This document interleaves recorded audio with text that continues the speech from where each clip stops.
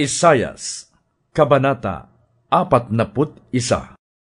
Sinabi ni Yahweh, tumahimik kayo at makinig, kayo na nasa malalayong lupain. Pag-ibayuhin ninyo ang inyong lakas, at dalhin sa hukuman ang inyong usapin. Doon ang panig ninyo ay papakinggan, upang malaman kung sino ang may katwiran. Sino ang nagdala sa isang mananakop mula sa silangan at nagbigay ng tagumpay sa lahat ng kanyang pakikipaglaban? Ang mga harit, mga bansa, ay parang alikabok na lumilipad sa bawat hataw ng kanyang tabak, at parang dayaming tinatangay dahil sa kanyang pana. Buong bilis na tinutugis niya ang mga kaaway. Ang kanyang mga paay hindi halos sumayad sa lupa. Sinong nasa likod ng lahat ng ito? Sinong nagpapagalaw sa takbo ng kasaysayan mula sa pasimula? Akong si Yahweh, na naroon na noon pa man, at mananatili hanggang sa katapusan. Ito'y nasaksihan ng mga tao sa malalayong lupain, at nanginginig sila sa takot. Kaya silang lahat ay lumapit sa akin at sumamba. Sila ay nagtutulungan at nagpapayuhan, huwag kayong matakot. Sinabi ng mga karpintero sa mga panday ginto, magandang trabaho. Hinangaan ng mga gumagawa ng rebulto ang mga nagkabit-kabit nito. At ang sabi, mahusay ang pagkahinang. Pagkatapos ay ipinako ang rebulto sa patungan nito.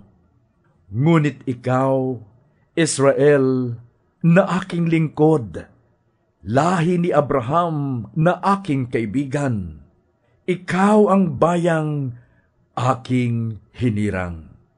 Ikaw ay kinuha ko sa mga dulo ng daigdig, sa pinakamalalayong sulok nito.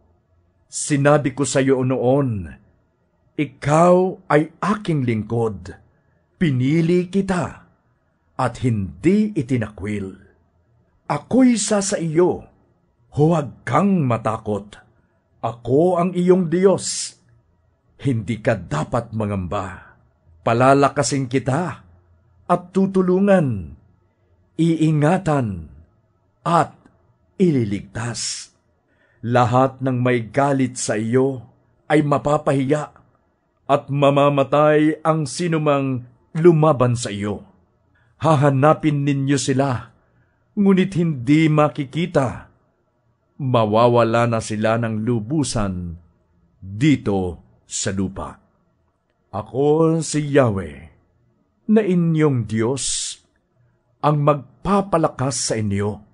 Ako ang nagsasabi, huwag kayong matakot at tutulungan ko kayo.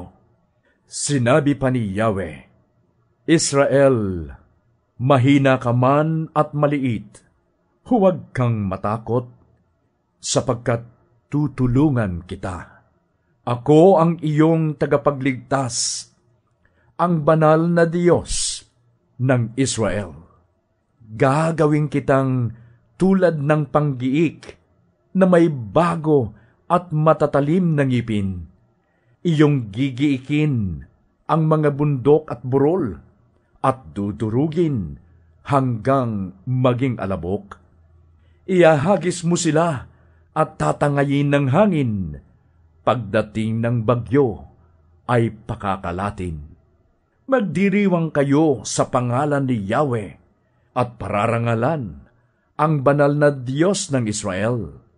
Kapag inabot ng matinding uhaw ang aking bayan, na halos matuyo ang kanilang lalamunan, akong si Yahweh ang gagawa ng paraan.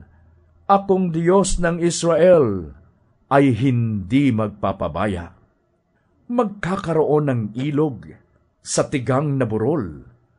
Aagos ang masaganang tubig sa mga libis. Gagawin kong lawa ang disyerto. May mga batis na bubukal sa tuyong lupain.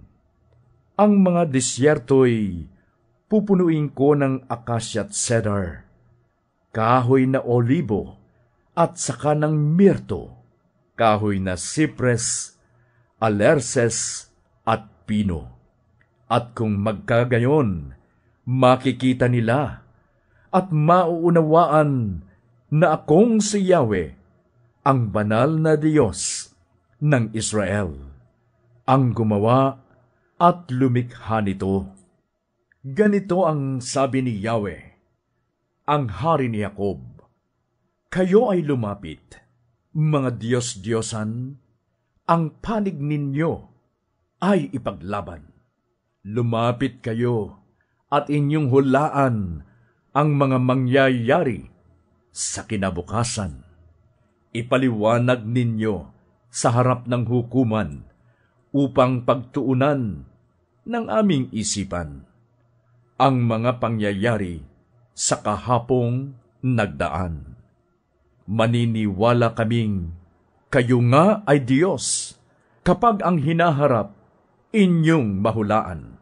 Kayo'y magpakita ng anumang gawang mabuti o kahit masama nang kami masindak o kaya'y manghina.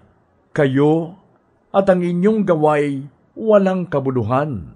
Ang sumasamba sa inyo ay kasuklam-suklam. Mayroon akong isang taong pinili mula sa silangan at aking pinasasalakay mula sa hilaga. Parang lupang kanyang tatapakan ang mga hari tulad ng pagmamasa sa putik na ginagawang palayok. Mula sa simula, sino sa inyo ang nakahula na ito'y mangyayari para masabi naming siya ay tama? Walang sinabing anuman tungkol dito ang isa man sa inyo. Akong si Yahweh ang unang nagbalita nito sa Jerusalem nang ipasabi ko sa aking sugo ang ganito, ang aking bayan ay uuwi na. Nang ako'y maghanap, wala akong nasumpungang tagapayo na handang sumagot sa sandaling magtanong ako. Lahat ng Diyos-Diyosan ay walang kabuluhan. Wala silang magagawang anuman dahil sila'y mahihina at walang kapangyarihan.